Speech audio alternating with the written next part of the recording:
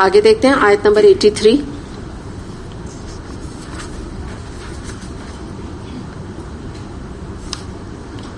وَيَسْأَلُونَكَ عَنْ ذِي الْقَرْنَيْنِ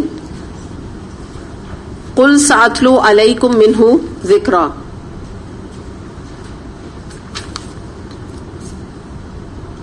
اے محمد صلی اللہ علیہ وسلم، یہ لوگ آپ سے ذوالقرنین کے بارے میں پوچھتے ہیں، ان سے کہیے کہ میں اس کا کچھ حال تم کو سناتا ہوں. اب یہاں پر ہم دیکھ رہے ہیں ذوالقرنین بادشاہ کا ذکر کیا جا رہا ہے. اس کے بارے میں ابوالکلام آزاد مرحوم جو ہیں انہوں نے اس کے بارے میں، اس آیت کی تفسیر کے بارے میں یہ بتایا. ابھی تو میں بالکل شارٹ سا آپ کو بتا رہی ہوں، پھر تھوڑی سی بات کریں گے کہ یہ ایک حکمران تھا. اس کو بادشاہ سے زیادہ بادشاہ کہیں کہا گیا ہے، ویسے بیسکلی یہ حکمران تھا، رول کرنے والا بادشاہ تھا. اللہ تعالیٰ نے اس کو اسباب اور وسائل کی فراوانی دی تھی. بے تحاشا پیسہ اس کے پاس تھا، وسائل اس کے پاس تھے. دوسری بات یہ کہ وہ مشرقی اور مغربی ممالک کو فتح کرتا کرتا کرتا، یعنی آپ یہ سوچیں کہ اتنا گرینڈور تھا کہ ایک دو علاقے اس کے انڈر نہیں تھے، بلکہ وہ فتح کرتا ہی چلا گیا مشرق سے لے کے مغرب تک، اور پھر ایسے پہاڑے کے درے پر پہنچا جہاں پہ یاجوج ماجوج رہتے تھے. ابھی آپ صرف کان سے گزار لیجئے، پھر تفسیر پر میں آؤں گی. ابھی بالکل شارٹ میں آپ کو بتا رہی ہوں کہ اب جو ذوالقرنین کا قصہ ہے اس میں آر کیا رہا ہے، اس کی بات ہو رہی ہے. اچھا، وہاں پر کیا ہوا کہ یاجوج ماجوج کا راستہ بند کرنے کے لیے ذوالقرنین نے ایک بہت ہی مضبوط لوہے کا پل تعمیر کیا. یہ اس کا مین کام تھا، بہت امپورٹنٹ اس نے یہ کام کیا. دوسری بات، اب کچھ ہم کیریکٹرسٹکس دیکھتے ہیں.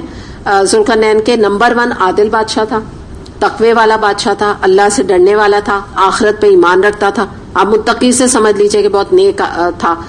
وہ نفس پرست یا پیسے کا لالچی نہیں تھا، اس کو کوئی ہوس نہیں تھی چیزوں کی. تو اس کے بارے میں ابوالکلام آزاد فرماتے ہیں، اور مختلف تفاسیر میں بھی آپ کو ملے گا کہ یہ کہا جاتا ہے علماء کی طرف سے کہ اس سے مراد کوئی اور نہیں بلکہ خسرو بادشاہ ہی ذہن میں آتا ہے. تو اس سے ہمیں پتہ چلتا ہے کہ یہ جو ذوالقرنین ہے اس کا نام کیا آتا ہے تاریخ میں کہ عرب کا خسرو بادشاہ. خسرو آپ نے نام سنا ہوا بھی ہوگا. اچھا، اب ہم یہاں پر دیکھتے ہیں کہ قریش مکہ نے یہودیوں کے کہنے پر آپ صلی اللہ علیہ وسلم سے جو سوالات کیے تھے. اب آپ تھوڑا سا پیچھے جائیے تو یاد کیجئے کہ ایک سوال یہ بھی تھا کہ ذوالقرنین کون تھا. اس کا جواب جو ہے نا اب یہاں پر ہمیں مل رہا ہے اللہ تعالیٰ کی طرف سے، اور قصہ آ رہا ہے قرآن میں. اچھا، اب ہم یہاں دیکھتے ہیں کہ قصہ برائے قصہ نہیں ہے، یعنی آپ کو یہ کوئی سٹوری نہیں لگے گی بلکہ اس کے اندر بہت سبق ہے. اور بظاہر آپ پڑھیں گے تو آپ کو کوئی بس لگے گا ایک واقعات کی ایک چین آ رہی ہے، لیکن اس کے پیچھے اہمیت کیا ہے اور اس کی تفسیر میں کیا ہے وہ ہم اس کو دیکھیں گے. جیسا کہ آپ کو پتا ہے کہ سورہ کہف کا جو مین مرکزی مضمون ہے وہ کیا ہے؟ دنیا کا دجل. میں نے آپ کو بتایا تھا کہ یاد رکھیے گا جب کبھی میں آپ سے کوشچن کروں کہ مرکزی مضمون سورہ کہف کا کیا ہے، دنیا کا دجل، دنیا کا دھوکہ، جو میں نے آپ کو بتایا تھا. اب ہم یہاں پہ دیکھتے ہیں کہ ذوالقرنین جو نام آ رہا ہے اس کا، اس کے حوالے سے دیکھتے ہیں. قرن،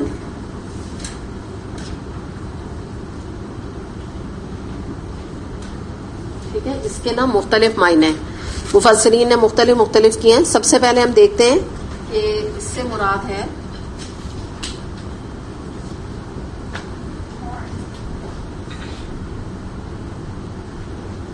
سینگ. ٹھیک ہے، اب یہ میں لکھ نہیں رہی، میں ویسے ہی آپ کو بتا دیتی ہوں کہ یہ ایک بادشاہ تھا. اس کے تاج میں جو اس کا کراؤن تھا اس میں 2 سینگ تھے. ٹھیک ہے، یہ ایک تو اس لیے اس کا نام ذوالقرنین پڑا. پھر ایک اور بات بھی قرن سے کچھ مفسرین نے لی ہے،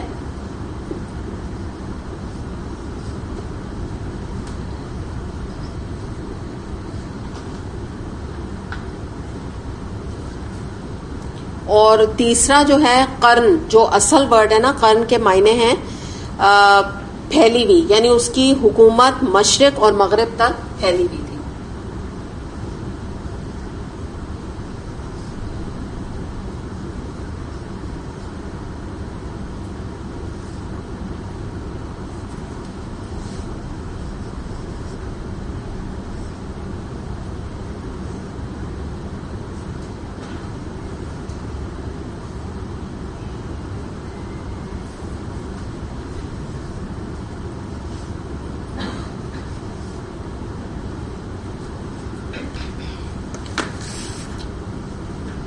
تو یہ جو نام ہے اس کا بھی کوئی ریزن ہے, ٹھیک ہے, جو یعنی ایک طرح سے پوری سمجھے نام میں ہی اس کی ایک طرح سے پوری تفسیر ہے. تو ذوالقرنین سے یعنی مراد جب آتی ہے نا تو یہ کچھ معنی ہیں جو مفسرین نے اس کے کیے. اب یہاں پر ہم دیکھتے ہیں کہ یہ بات بالکل طے شدہ ہے کہ یہ اس کا میں نام بتا دیتی ہوں, خسرو یا کنگ سائرس. اس کو اگر آپ انگلش میں کہنا, اردو میں تو یہ کہلائے گا خسرو بادشاہ.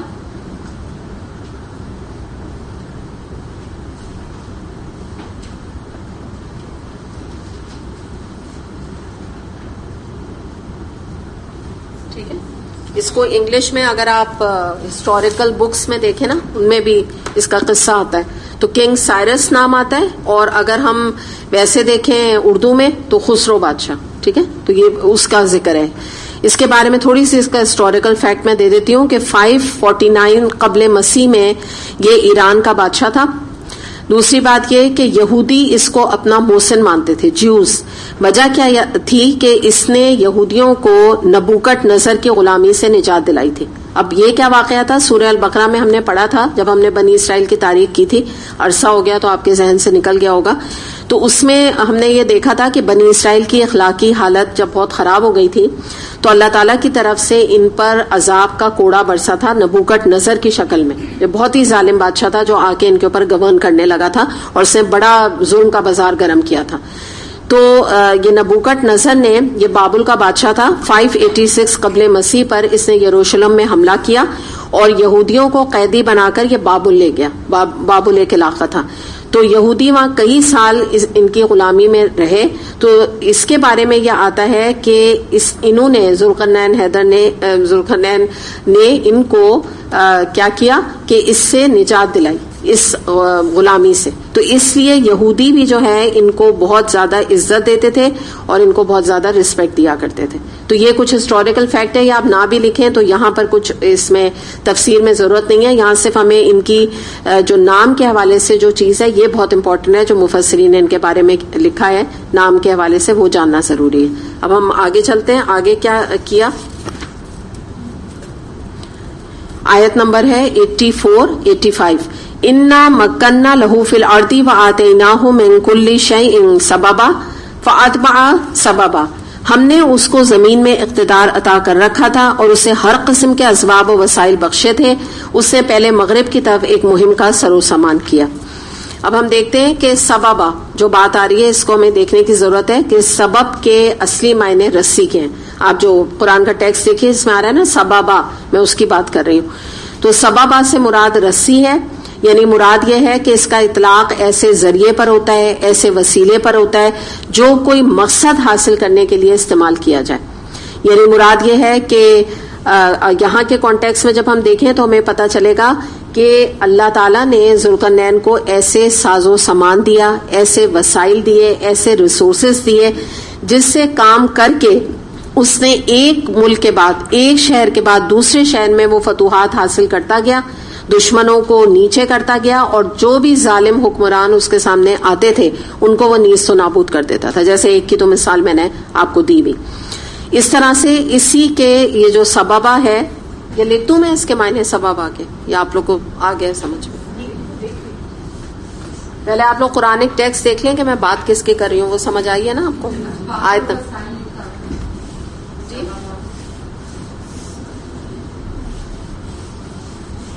نہیں, میں سببا کہہ رہی ہوں نا.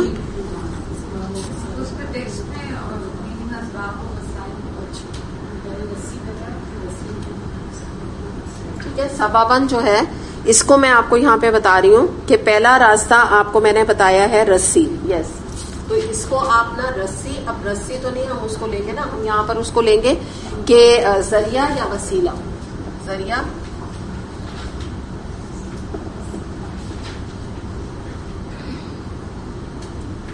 ٹھیک ہے, یہ پہلا معنی ہوا اس کا. پھر دوسرا معنی ہے اس کا راستے.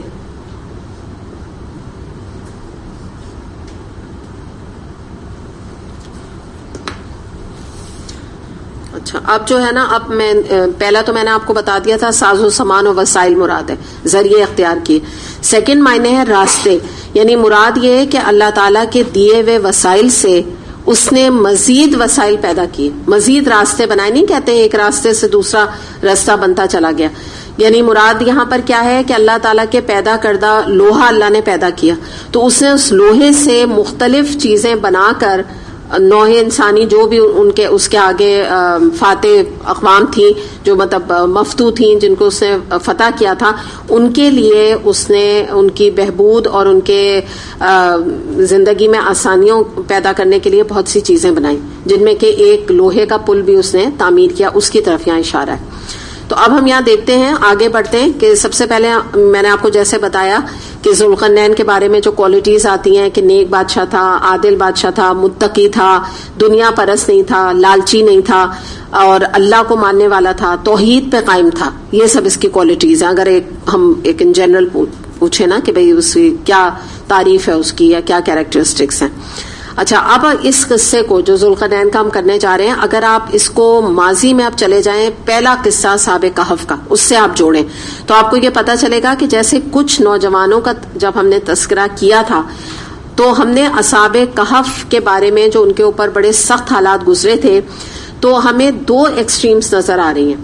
پہلی ایکسٹریم یہ کہ اصحاب کہف دو بہت امیر گھرانوں کے سے تعلق رکھتے تھے, لیکن دنیا ان کے اوپر اتنی تنگ ہو گئی تھی کہ ان کو غار میں پناہ لینی پڑی, اور اپنے محل جیسے گھروں میں ان کے لیے گنجائش نہیں تھی.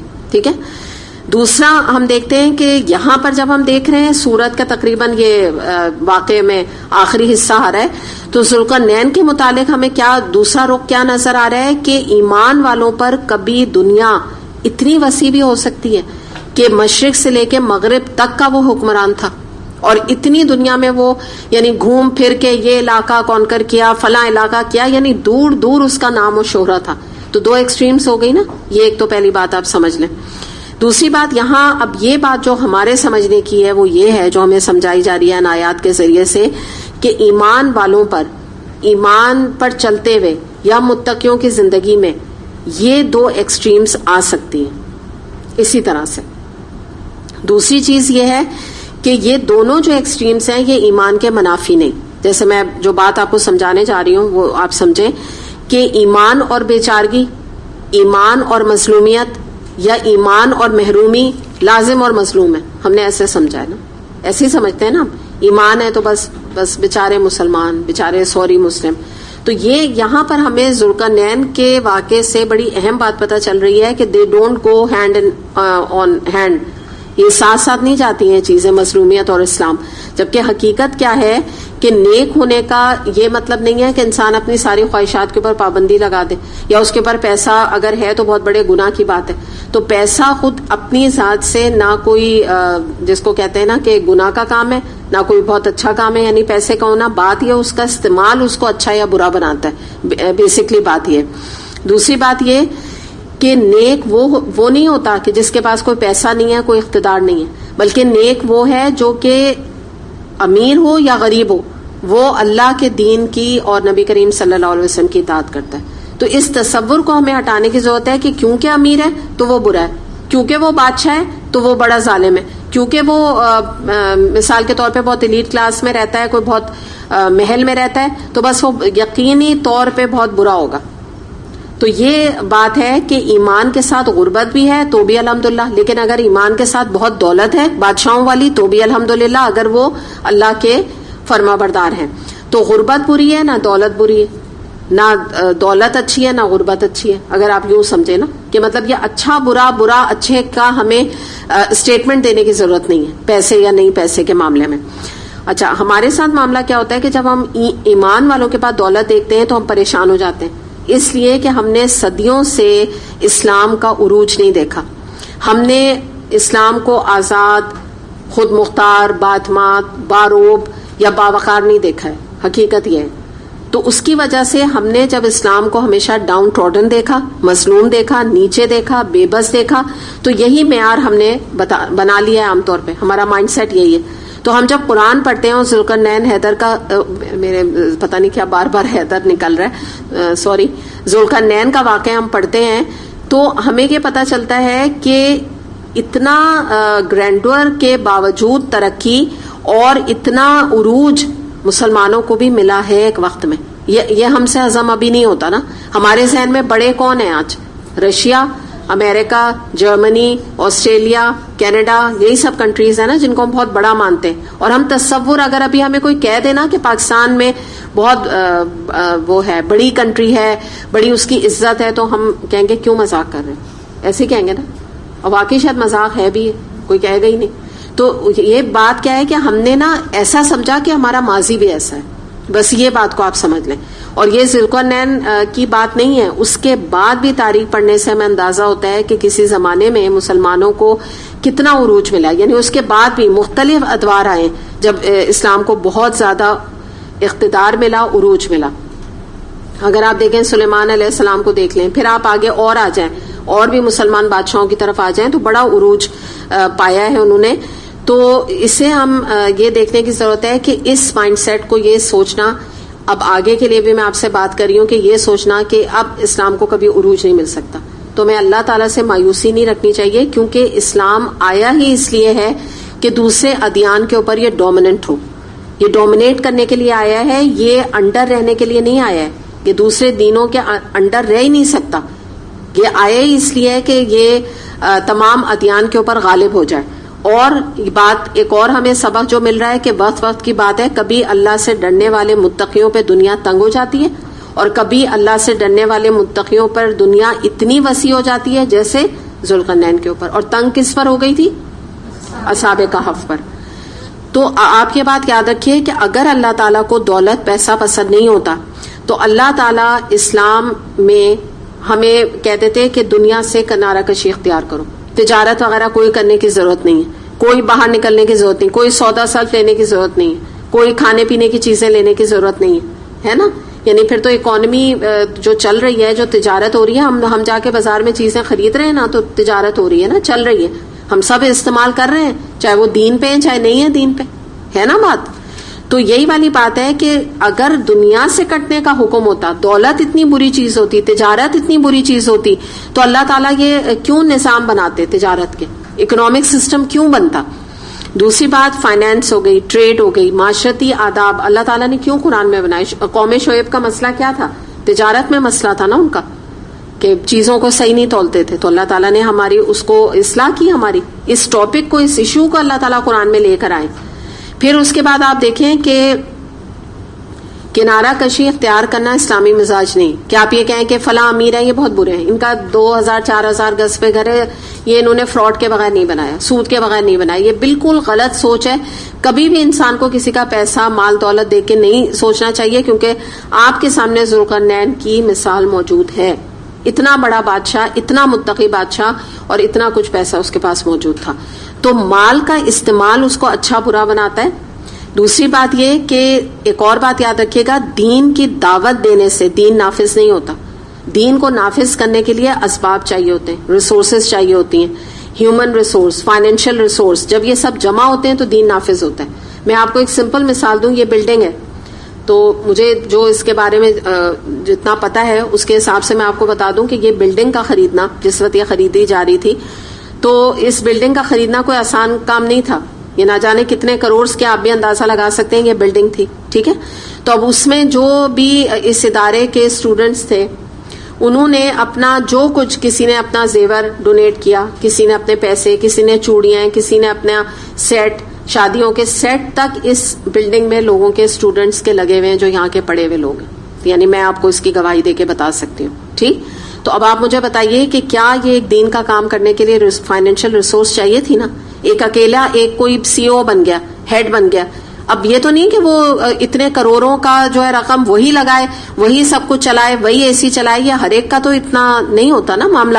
تو دین جو ہے آپ دعوت پیش کر سکتے ہیں، لیکن دین کو کی نفاذ کے لیے آج بھی پیسہ درکار ہے. تو یہاں پہ میں جو آپ کو بتاؤں، یہ لوگوں کے زیور لگے ہوئے ہیں الحمدللہ اس بلڈنگ میں. لوگوں کے جو ہے نا خون پسینے کی کمائیاں لگی ہوئی ہیں. کسی کو وراثت ملی ہے، لوگوں نے اپنی وراثت یہاں پہ لگا دی ہے. لوگوں نے بعض دفعہ اپنے والدین کی طرف سے ملی، انہوں نے وراثت یہاں آدھی یا پوری لگا دی یہاں پہ. ایسے ایسے لوگوں نے سیکریفائسز دی ہیں. تو آج ہم لوگ یہاں بیٹھ کے علم حاصل کر رہے ہیں، اور یہ میں اس کی گواہ ہوں. میں جتنی حقیقت اس کی جانتی ہوں مجھے اچھی طرح سے معلوم. تو آپ اندازہ لگا لیجئے کہ پھر اس جگہ پہ کتنی برکت الحمدللہ پڑتی ہے جب اللہ کے دین کے لیے لوگ پیسہ لگاتے ہیں. تو مراد کہنے کی کیا ہے کہ پیسہ جو ہے اس کو کبھی اگر آپ اس کو ڈیگریڈ کریں پیسے والوں کو یا پیسے کو, تو یہ اس طرح سے دنیا نہیں چلے گی. پیسے والے, ہاں ہمیں کیا چاہیے کہ آج جو ضرورت ہے دین کو وہ یہ ہے کہ پیسے والے لوگ آگے آئیں. وہ کیا کر رہے ہیں گھر میں بیٹھے, وہ آگے بڑھیں, یہ گرتے ہوئے دین کو وہ سہارا دیں, کیونکہ ان کے پاس فائنینشیل ریسورسز بھی ہیں, لوگوں کی ریسورسز بھی ہیں. آپ کو پتا ہے کہ جب آپ کے پاس پیسہ ہوتا ہے تو آپ کا اپنا الیکٹریشین بھی ہوتا ہے. آپ کو ایک اے سی فراہم کرنا یا اس کے ساتھ الیکٹریشین دینا کوئی چیز ہی نہیں ہوتی. تو ایسے لوگوں کو چاہیے کہ دین کے کاز کے لیے, دین کے جہاں پہ کام ہو رہے ہیں اس میں آگے بڑھ کر اپنی مدد کو پیش کریں. اور یاد رکھیں یہ انہی کے سب کام آنے والا ہے, یہ سب صدقہ جاریہ ہے. تو یہ بات ہے ذہن میں رکھیے گا کہ پیسے کی ضرورت دین کو بھی ہے. یہ نہیں ہے کہ کوئی انسان کہے کہ دین والے غنی ہیں, ایسے خود سے کسی کا کام نہیں چلتا. آپ کو پتا ہے میجورٹی جو کام دین والوں کا چلتا ہے وہ لوگوں کی ہی ڈونیشن سے چلتا ہے. جس کو کہتے ہیں نا کہ جن کے دل میں خیر ہوتی ہے وہ آگے بڑھ کے اللہ کے دین کے لیے پیسہ لگاتے ہیں. تو اس لیے جو ہے ہمیں کبھی بھی پیسے والوں کو کنڈیم نہیں کرنا چاہیے, بات بات پہ ان کو ڈیگریڈ کرنا یا ان کو یہ احساس دلانا کہ وہ تم پیسے والے تم کہاں نیک ہو سکتے ہو, تم پیسے والے تم کہاں قرآن پڑھ سکتے ہو. تو یہ انداز درست نہیں ہے. یہ بھی ہمیں ایک سبق بہت بڑا اس میں مل رہا ہے. دوسری بات یہ ہے کہ ذوالقرنین نے کی جو ایک اہم بات ہمیں پتہ چل رہی ہے کہ اس کے پاس وسائل بھی بہت تھے, اسباب بھی بہت تھے اس حکمران کے پاس. لیکن ایک چیز آپ کو آگے بھی نظر آئے گی اس کے ایٹیٹیوڈ میں کہ اس نے ہمیشہ خدا خوفی اختیار کی, جس کو ہم تقویٰ کہتے ہیں, عاجزی اختیار کی, تکبر نہیں کیا. تو یہ بھی جو پیسے والوں کا پرابلم ہے, کچھ ان کی بھی اصلاح کرنے کی ضرورت ہے کہ ان کو بھی دیکھنے کی ضرورت ہے کہ ان کے اندر تکبر تو نہیں آتا ہے یا پیدا تو نہیں ہو جاتا ہے. دوسری بات کیا ہے کہ یہ فائدہ ہوتا ہے جب دولت متقی لوگوں کے پاس آتی ہے. دولت ہوگی تو غریبوں کے ویلفیئر کا کام ہوگا. یعنی ایک حکومت ہے, اگر وہ متقیوں کی حکومت آتی ہے, مثال کے طور پہ سب ووٹ دیتے ہیں اور کوئی متقی یہاں پر پرائم منسٹر اور پریزیڈنٹ بنتا ہے, تو کیا ہوگا کہ جب متقی وہ آدمی ہوگا تو ہم جو بھی ہمارا ٹیکس پے ہوگا نا, ایک تو لوگ ٹیکس دیں گے, ان کو پتا ہوگا ہمارا پیسہ صحیح جگہ جا رہا ہے. دوسرا جو پیسہ جمع ہوگا اس سے وہ ہمارے جو عوام کی مسائل ہیں ان کی بہتری کے لیے وہ کام کرے گا. تو پتہ کیا چلا ہے کہ یعنی جو دولت ہو تو اس سے کرنے کا کام کیا ہے پریزیڈنٹ لیول پر یا پرائم منسٹر لیول پر, کہ فلاح و بہبود کے کام کیے جائیں عوام کے لیے اور خاص طور پہ غریبوں کے لیے. جیسے غریبوں کی کالونیز بنائی جائیں حکومت کی طرف سے, یہ کام عمر رضی اللہ عنہ کرتے تھے. سرائے بنائے جائیں, فری آف کاسٹ یہ ان کو دیا جائے یہ چیزیں, کہ غریب لوگوں کی اتنی کم یعنی اس کے اوپر آپ سمجھیں کہ اپارٹمنٹس یا ایسے گھر ان کے لیے بنائے جائیں جو ایزلی افورڈیبل ہوں ان کے لیے. یہ کام گورنمنٹ کا ہے کرنے کا, جو کہ کوئی بھی حق نہیں ادا کیا جا رہا ہے, آپ سب جانتے ہیں. تو دنیا اسباب کی دنیا ہے. ہاں اللہ کی مدد سب سے اوپر چاہیے ہوتی ہے, دعا اللہ سے کرنی چاہیے ہوتی ہے, لیکن کچھ لوگ تو درکار ہوتے ہیں, کچھ پیسہ تو چاہیے ہوتا ہے جو کہ یہ تمام کام کیے جا سکیں. اور ایک اور بات پھر ہم آگے بڑھ کے دیکھتے ہیں کہ ذوالقرنین کا جب معاملہ ہم دیکھتے ہیں نا, تو اس نے ایکسپینشن کیے اور مختلف علاقے فتح کرتا چلا گیا, ان کو مسلمان کرتا چلا گیا, فارغ نہیں بیٹھا. تو جب ہم بھی یاد رکھیں کہ اگر ہم یاد رکھیں کہ اللہ کے دین کے کام کے لیے آگے نہیں بڑھیں گے نا, یعنی ٹھیک ہے ہم علاقے تو فتح نہیں کر رہے ہیں, لیکن ہم اپنا کچھ وقت اگر اللہ کے لیے نہیں لگائیں گے تو فارغ وقت جو یہ بچے گا تو اس میں یاد رکھیے گا کہ کوئی دنیاوی کام ہوگا یا کوئی لغو کام ہو رہا ہوگا, کوئی پروڈکٹیو پرسنالٹی آپ کی نہیں بنے گی. تو ایک انسان ویسے ہی سوچ لے کہ میرے پاس کتنے چند سال ہیں, یا چلیں کچھ زیادہ بھی سال ہیں میرے پاس زندگی کے, تو میں ایک پروڈکٹیو پرسن بن کے دکھاؤں کہ میں اپنے آپ کو دین کے کاز کے لیے لگاؤں. میرے اندر جو صلاحیت ہے اس کو کھنگالیں, نکالیں, دیکھیں کہ میری کیا اندر کیپیبلٹی ہے جو میں اس دین کے کاز کو فائدہ پہنچا سکتی ہوں. آگے دیکھتے ہیں, آیت نمبر ہے 86. حتی اذا بلغ مغرب الشمس وجدها تغرب فی عین حمیۃ وجدا عندها قوما قلنا یا ذا القرنین اما ان تعذب و اما ان تتخذ فیہم حسنا. حتیٰ کہ جب وہ غروب آفتاب کی حد تک پہنچ گیا تو اس نے سورج کو ایک کالے پانی میں ڈوبتے ہوئے دیکھا، اور وہاں اسے ایک ایسی قوم ملی. ہم نے کہا اے ذوالقرنین، تجھے یہ مخترت بھی حاصل ہے کہ ان کو تکلیف پہنچائے، اور یہ بھی کہ تو اس کے ساتھ نیک رویہ اختیار کرے. بہت ہی زبردست بات ہے نا، یہ جو پوائنٹ ہے اس کو ہم دیکھتے ہیں. اب یہاں پہ نا سورج کو کالے پانی میں ڈوبتے ہوئے اس نے دیکھا، یعنی یہ محاورتاً ایک بات کی گئی ہے کہ ایسی جگہ پہ پہنچا کہ مثال یہ کہ سورج ڈوب رہا تھا. یعنی سفر کرتے کرتے، بتانا کیا مقصود ہے اس میں کہ اتنا سفر کیا، اتنا لمبا سفر کیا، تھکا نہیں، ایسی جگہ پہنچا جہاں خشکی ختم ہو گئی اور اب کیا ہے، سمندر شروع ہو گیا. آپ سوچیں، پھر وہاں اس نے سورج کو غروب ہوتے ہوئے دیکھا اور ساتھ ہی اس کو ایک قوم نظر آئی. اب جب یہ علاقہ فتح کرنے کے لیے آیا اور اس نے قوم کو دیکھا تو ہمیں یہاں پتہ چل رہا ہے جو اللہ تعالیٰ فرما رہے ہیں کہ تمہیں اختیار ہے کہ تم جو بھی طریقہ اس قوم کے ساتھ اختیار کرو. یعنی جب اللہ تعالیٰ اقتدار دیتا ہے، حکومت دیتا ہے، بادشاہت دیتا ہے تو آزماتا بھی ہے. کس طرح کہ ایک حکمران اپنے اسباب سے ظلم اور بربریت کا بازار گرم کرتا ہے، یا وہاں پہ کوئی چین اور سکون اور فیلنتھروپسٹ کام کر کے عوام کو کوئی فائدہ پہنچاتا ہے، انصاف کرتا ہے لوگوں کے ساتھ. تو جس کے پاس جتنا بڑا اقتدار ہے، جیسے ہم ذوالقرنین کے ساتھ دیکھ رہے ہیں، اتنا بڑا اس کا امتحان ہے اور اتنا سخت اس کا امتحان تھا. مثال آپ ایسے سمجھیں کہ کسی کے پاس تیز چھری ہے اگر، تو اس کو احتیاط سے استعمال کرنا ہوگا. مراد یہ ہے کہ ایک نائف اگر ایک سرجن کے پاس ہوگا تو وہ بہت کارآمد ہوگا، بہت نفع مند ہوگا، اس سے شفا نصیب ہوگی اسی نائف سے. اور ایک نائف اگر یہ قاتل کے ہاتھ میں آ جائے گا تو فیٹل ہوگا، جان لے لے گا. تو اسی طرح پیسہ جو ہے، اقتدار جو ہے، وہ بڑا ہی ڈینجرس چیز ہے. تو یہ ڈیپینڈ کرتا ہے وہ ہاتھ میں کس کے آیا ہے. اگر ایک ظالم بادشاہ کے آ جائے گا تو وہ کیا کرے گا، ظلم کا بازار گرم کرے گا. اور ذوالقرنین کے ہاتھ میں آیا تو آپ یہ دیکھیں اس نے کتنا اچھا سلوک کیا. ایک اور بات ہمیں یہاں پتہ چل رہی ہے کہ اللہ تعالیٰ نے کہا کہ اپنی طرف نسبت اللہ تعالیٰ کر رہے ہیں نا کہ ہم نے کہا. تو ایک بات یاد رکھیے گا کہ ذوالقرنین کے بارے میں مختلف تفاسیر میں ایک بات جو ہمیں ملتی ہے وہ یہ کہ یہ کوئی نبیوں میں سے نہیں تھے. یاد رکھیے گا، ٹھیک ہے. اسی لیے میں نے ذوالقرنین علیہ السلام میں نہیں ورڈ استعمال کر رہی ہوں. تو یہ ایک بات حتمی طور پہ یہ بات طے ہے علماء کی طرف سے کہ یہ نبی نہیں تھے. تو اب یہ جو بات آ رہی ہے نا کہ ہم نے کہا، تو اب آپ کو تو پتہ ہے انبیاء پہ اللہ تعالیٰ طریقے اختیار کرتے ہیں نا وہی کے، تو وہی تو ان پر آئی نہیں تھی. تو پھر کیا مراد ہے کہ ہم نے ذوالقرنین سے کہا؟ مراد یہ ہے کہ دل میں اچھی کوئی بات کا خیال آنا یا الہام ہونا، یہ کس کی طرف سے ہوتا ہے؟ اللہ تعالیٰ کی طرف سے. ٹھیک ہے. تو ایک یہ جو ورڈ آتا ہے نا الہام، اس کو آپ لکھ لیجیے.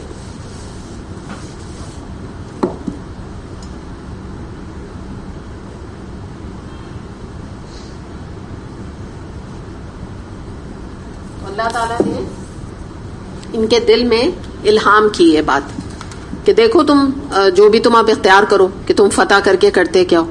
تو یہاں پہ اب ہم ان جنرل اگر دیکھیں نا تو جب بھی فاتح جو ہوتی ہیں نا، آپ سمجھے کہ اقوام ہوتی ہیں اور یا بادشاہ ہوتے ہیں یا حکمران ہوتے ہیں، تو ان کا یہ امتحان ہوتا ہے کہ وہ مفتو قوم کے ساتھ کیا رویہ اختیار کریں. اگر آپ تاریخ اور ہسٹری دیکھیں تو تاریخ گواہ ہے کہ جب کوئی فوج، جب کوئی حکمران فاتح کی حیثیت سے داخل ہوا تو انہوں نے خوب ظلم کیا، خوب بربریت کا مظاہرہ کیا، لوگوں کو مار ڈالا اور نہ جانے کیا کیا ان کے ساتھ برا سلوک کیا. لیکن اسلام یہاں پر ہمیں جنگ کے کچھ آداب بتا رہا ہے کہ جنگ کے بارے میں ہم دیکھتے ہیں کہ ایک دو طرح کے ہمیں پوائنٹ آف ویو ملتے ہیں کہ جنگ کی جاتی ہے یا تو ظلم کرنے کے لیے یا ظلم کو روکنے کے لیے.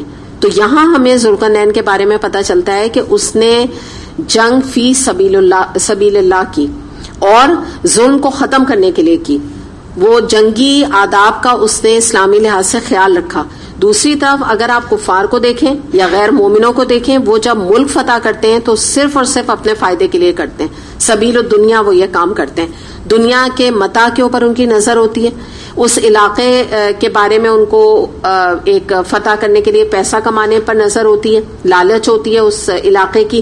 کوئی وہاں کے لوگوں کی بھلائی کے بارے میں نہیں سوچتے، نہ ان کو بھلائی پہنچانا چاہتے ہیں. لوگوں کے بارے میں تو کچھ ان کو کیئر ہی نہیں ہوتا نا. وہ تو کہتے ہیں ان سب کے ساتھ برا سلوک کرو، قیدی بناؤ، ان کو مارو پیٹو، برا سلوک ان کے ساتھ کرو. دوسری بات خود غرض ہوتے ہیں. جو پیسہ مال جو ہاتھ آتا ہے، چاہے وہ حکمران کے آئے چاہے ان کے نوکروں کہ آپ سمجھ دیے سولجرز کے آئے، جن کے ہاتھ بھی آئے وہ اس کے اوپر قابو پا لیتے ہیں. اس طرح سے آپ یہ دیکھیں کہ یہ ساؤتھ افریقہ کے بارے میں آتا ہے کہ یورپین اقوام جب وہاں گئے تو وہاں پر انہوں نے یورپین قوموں نے وہاں کی تہذیب کو تہس نہس کر دیا. ایک اور چیز کیا پتہ چلتی ہے کہ ان کی جو اپنی تہذیب ہوتی ہے وہ اس معاشرے میں وہ پریویل کر دیتے ہیں, جو کہ سب سے بڑی مثال ہمیں کہاں نظر آتی ہے؟ اپنے پاکستان میں. انگریز چلے گئے ہیں لیکن اپنے پیچھے کہتے ہیں نا سوری چھوڑ گئے. آج بھی ہم انگریزوں سے ہی متاثر ہیں. آپ یہ دیکھیے کتنی جنریشن گزر گئی ہیں, لیکن حقیقت کیا ہے؟ ہم ابھی تک متاثر ہیں. ابھی تک ہم خود متاثر ہیں, ہمارے بچے متاثر ہیں, اور آگے جو ہمارے بچے آ رہے ہیں وہ بھی ابھی تک متاثر ہیں. یہ جو ہمارا کمپلیکس تھا نا ابھی تک نہیں نکلا. آپ اگر سعودی عرب چلے جائیں, مکہ مدینے چلے جائیں, وہاں پہ عربز جو ہیں وہ فخر کے ساتھ عربی بولتے ہیں اور فخر کے ساتھ یہ بتاتے ہیں ہمیں انگلش نہیں آتی. They don't care. اگر آپ چائنا چلے جائیں وہ فخر کے ساتھ چائنیز بولتے ہیں اور فخر کے ساتھ یہ بات بتاتے ہیں, اگر آپ ان سے انگلش میں کمیونیکیٹ کرنے لگیں وہ کہتے ہیں ہمیں نہیں آتی, ہماری اپنی لینگویج میں بات کرو. They don't care. لیکن اگر ہمارے ہاں کوئی یہ جملہ کہہ دے کہ مجھے انگلش نہیں آتی تو ہمارے تو اپنے پاکستانی جو ہے نا اس کو ڈسٹ بن میں شٹ ڈال دیں, کہتے ہیں کسی قابل ہے ہی نہیں ہے, تو کسی بھی قابل نہیں ہے, بالکل ہی بیل میں جس کو کہتے ہیں نا, اتنا اس کو ڈیگریڈ کریں گے.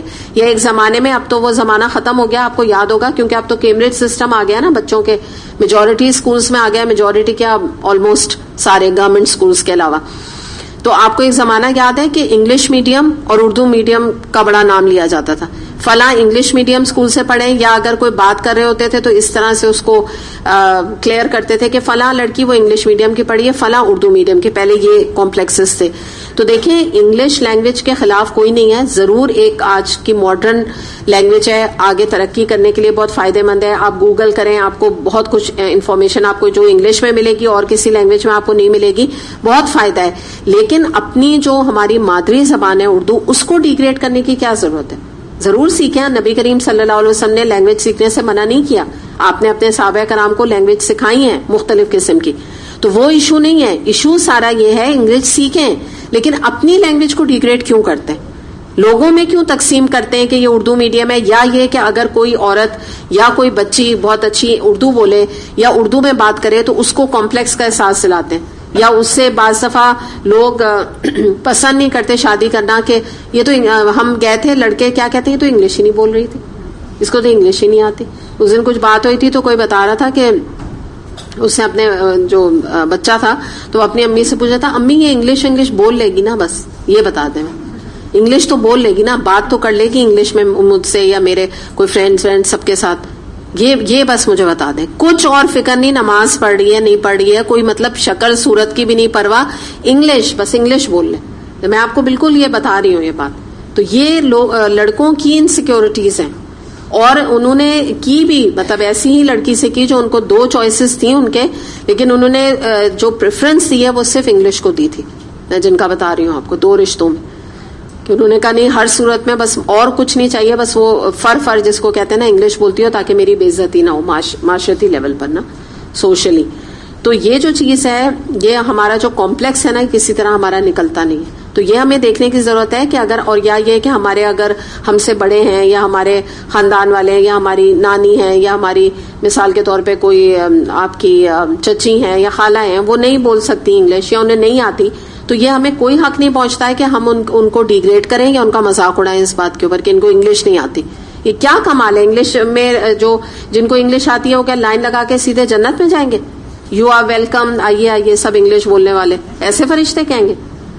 فرشتوں دے ڈونٹ کیئر کہ آپ کون ہیں. عربی بولیں تو کوئی بات بھی ہے, آپ سوچیں نا, اللہ کی زبان بولیں تو کوئی بات بھی ہے, کوئی کمال بھی ہے. اور میں تو کہتی ہوں سچ میں اگر میرا کوئی بس چل سکتا جو کہ نہیں چلتا, تو آپ یقین کریں کہ میں کہتی کہ عربک لینگویج جو ہے نا وہ نرسری سے کمپلسری ہو, کہ ہم جب ہمارے بچے جب او لیولز کریں, یا کاش ہم نے کیا ہوتا جب جو بھی میٹرک کیا ہوتا جو کیا ہوتا, تو ہم فر عربی بول رہے ہوتے, کاش. جو حقیقت ہے میری تو دل کی خواہش ہے, بالکل ہمارے لیے ایسا ہوتا. قرآن کے ایک ڈریم ہے جس سے میں کہتی ہوں نا, کیونکہ دیکھیے جب آپ کی اب ایج ہو جاتی ہے, اب آپ ظاہر تفسیر میں اور ان چیزوں میں آپ لگ جاتے ہیں, تو وہ لینگویج کا بھی ایک آسان نہیں. حالانکہ میں یہ کہتی ہوں عمر کچھ نہیں انسان کی ہوتی ہے, علم حاصل کرے, لیکن جو بچپن سے آپ کو بتائی گئی ہوتی ہے وہ زبان کی بات ہی اور ہوتی ہے جو آپ کے بالکل چڑھ گئی ہوتی ہے. تو وہی بتانا مقصود ہے کہ کوئی انگلش میں کوئی تکبر کی بات بھی نہیں، اور جو کوئی بول رہا ہے تو بھی ٹھیک ہے. میں یہ نہیں کہہ رہی اگر آپ کے بچے انگلش میں کمفرٹیبل ہیں، انگلش میں بات کرتے ہیں، تو وہ بھی نہیں ان کو ڈیگریڈ کرے کہ تم ہر وقت انگلش بولتے رہتے، کیونکہ میں نے ان کو ڈالا ہی ہے، ہم نے کرائی ہے ان کو او لیول سے اے لیول سے، تو ان کی کیا غلطی ہے؟ ٹھیک ہے نا، آج کے وقت کے حساب سے. اور پھر آگے جو وہ یونیس میں پڑھ رہے ہیں وہاں بھی وہی اسٹینڈرڈ ہے، تو وہ مسئلہ نہیں ہے. جیسے مثال کے طور پہ اگر درس وغیرہ کے لیے یا لیکچرز کے لیے وہ آپ سے کہتے ہیں کہ کوئی انگلش ٹیچر ہو یا انگلش میں لیکچر ہو یا تفسیر ہو تو ہم سن لیں گے، اردو میں ہو تو ہم نہیں سنیں گے، تو اس بات پہ آبجیکٹ نہ کریں. میں فوراً آپ کو بیلنس ایٹیٹیوڈ بتا رہی ہوں. اب یہ نہ کریں ان کے پیچھے لگ جائیں کہ نہیں تم اردو ہی تمہاری مادری زبان ہے، تم اردو میں ہی تفسیر سنو. تو وہ کیا ہوگا، وہ یہاں پر نا کان میں وہ پلگس لگا کے بیٹھے ہوئے ہوں گے، آپ کو پتہ ہے اسکارف کے اندر، پتہ ہی نہیں ہوگا. وہی میں کہہ رہی ہوں نا، ہاں ایگزیکٹلی. تو یہ میں نہیں کہہ رہی، لیکن بچوں کو یہ بتائیے کہ یہ کوئی تم نا تیر نہیں مار رہے ہو انگلش بول کے، بس یہ ان کو نیچے کر دیں کہ بس اٹس فائن، بول رہے ہو بولو، کوئی بات نہیں، آپ سے بھی بات کریں. وہ ایک ہمارا ماحول بن چکا ہے، ہم اس کو نہیں اب چینج کر سکتے. اور دیکھیں نا، ہم خود تو ان کو باہر بھیجتے ہیں.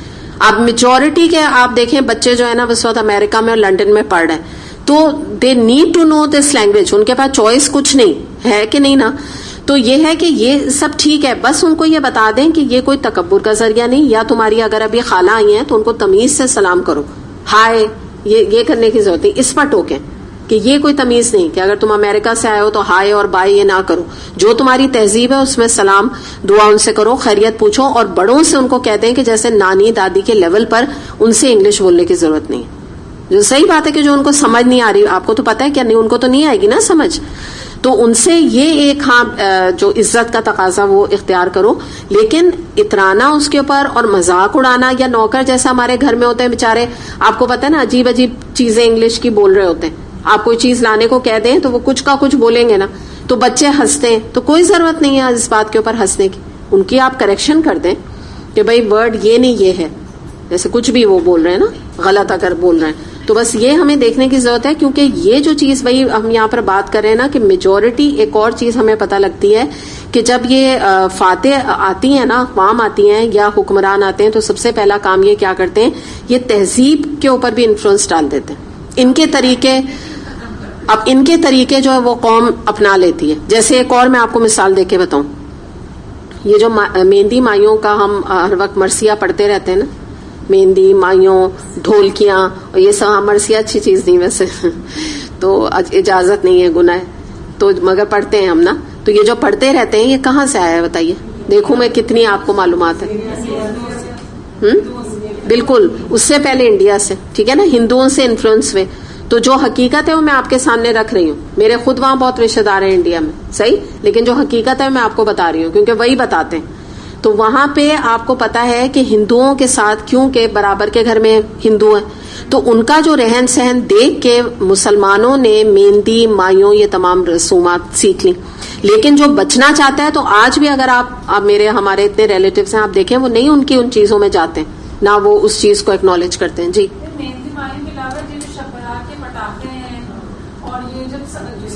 بالکل، آئی ایگری. کنڈے جو میں آپ کو بتاؤں، یہ جو کنڈے ہیں نا امام جعفر کے، یہ آپ کو پتا ہے انڈیا سے شروع ہوئے، اور جہیز بھی، بالکل از رائٹ، جہیز بھی جو ہے یہ ہندوؤں سے آیا ہے. تو بہت ساری چیزیں جو میں نے آپ کو بتایا نا کہ یہ اپنا کلچر کا نا بڑا انفلوئنس ہو جاتا ہے. اب وہاں پہ مسلمان جب ان کے ساتھ رہ رہے ہیں نا، تو ان کو ان کے ساتھ جب وہ مکس ہو رہے ہیں تو بہت ساری چیزیں ان کی لے رہے ہیں، اور جب انہوں نے لی تو وہ یہاں تک چلی آئیں. اور اس کے بعد یہاں جب آئیں تو یہاں یہ مجھے سمجھ نہیں آتا، چلو وہ تو لے آئے نا، وہ تو اپنے ایک محدود سرکل میں. لیکن آج اگر آپ پنجابیوں کو دیکھیں، آپ چنوٹیوں کو دیکھیں، آپ بلوچیوں کو دیکھیں، آپ میمنس کو دیکھیں، جو بھی دیکھیں، سوری ٹو سے، کیونکہ میں ان کو بھی بول رہی ہوں، مہاجروں کو تو پھر میں سب کی بات کر رہی ہوں.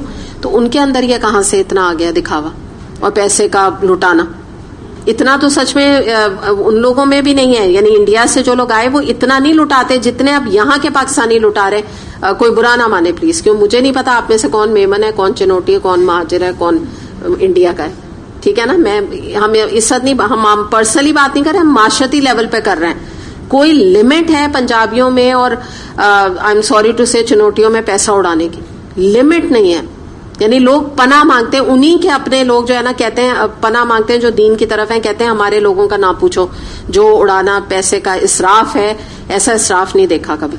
آپ نے ابھی تو اس دن میڈیا میں نہیں, وہ لاہور میں دیکھا تھا آپ نے, جو سونے کا وہ صحرا انہوں نے بنوایا ہے, سونے کا صحرا, آپ سوچیں.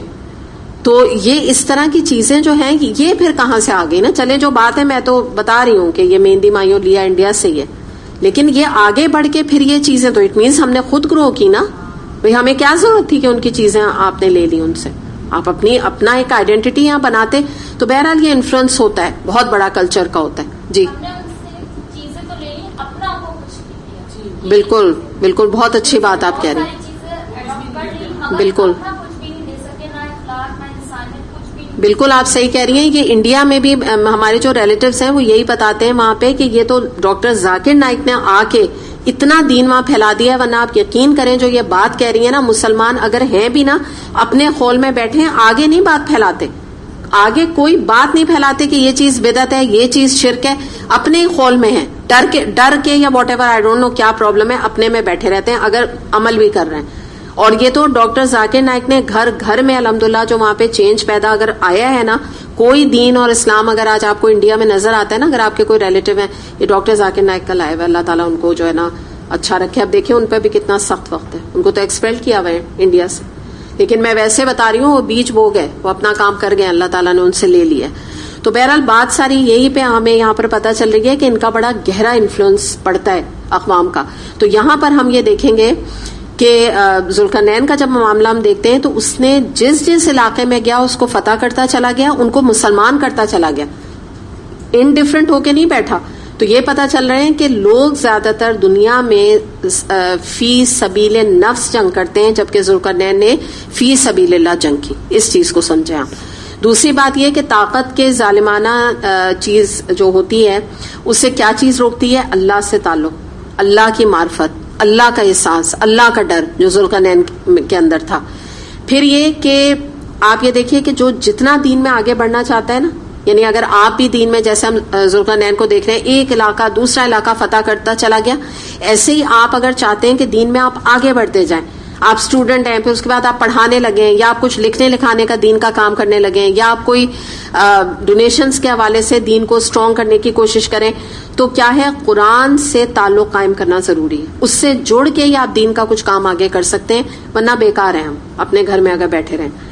اور دوسری بات یہ کہ قرآن سے جب انسان جڑتا ہے, تعریف سے تنقید سے مبرہ ہو جاتا ہے. ذوالقرنین کو کوئی پرواہ نہیں تھی اس کی کون تعریف کر رہا ہے, کرتے ہوں گے نا لوگ اس کی تعریف, جو اتنا بڑا بادشاہ تھا, لیکن آپ کو کہیں نہیں نظر آ رہا کہ اپنی کوئی بڑائی کا اظہار کر رہا ہے. تو اللہ سے تعلق انسان کو نا اس کے صحیح مقام پہ رکھتا ہے, ایک بندہ بنا کے رکھتا ہے کہ تم ایک اللہ کے بندے ہو, یاد رکھو, دیٹس اٹ. دوسری بات یہ کہ اس کو یہ احساس رہتا ہے, تقویٰ کیا مطلب ہے کہ میرے اوپر اللہ تعالیٰ موجود ہے, ایک ذات ہے اوپر جو مجھے دیکھ رہی ہے, جو مجھے واچ کر رہی ہے. تو یہ بڑی یہ چیز جو ہے نا انسان کو بڑا پرک کرتی رہتی ہے.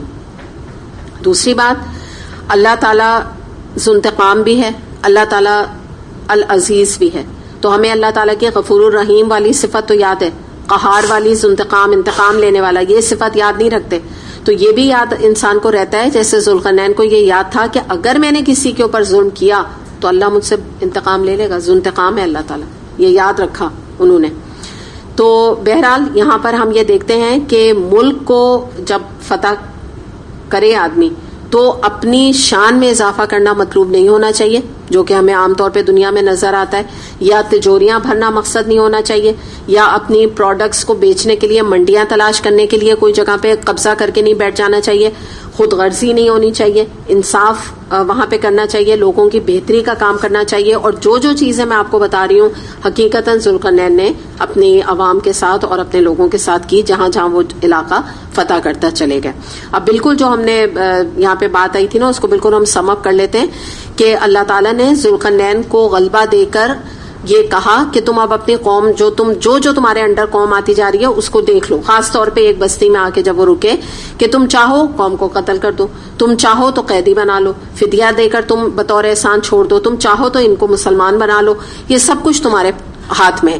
کیا مراد تھی اللہ تعالیٰ کی کہنے کی کہ تمہارا اقتدار میں نے تمہیں دیا ہے, تو میں تمہیں آزماؤں گا, میں دیکھ لوں گا تم کیا کرتے ہو, جو تمہارا ایٹیٹیوڈ ہوگا اس حساب سے تمہارا معاملہ ہوگا. اللہ تعالیٰ تم سے راضی ہوگا یا اللہ تعالیٰ تم سے ناراض ہوگا.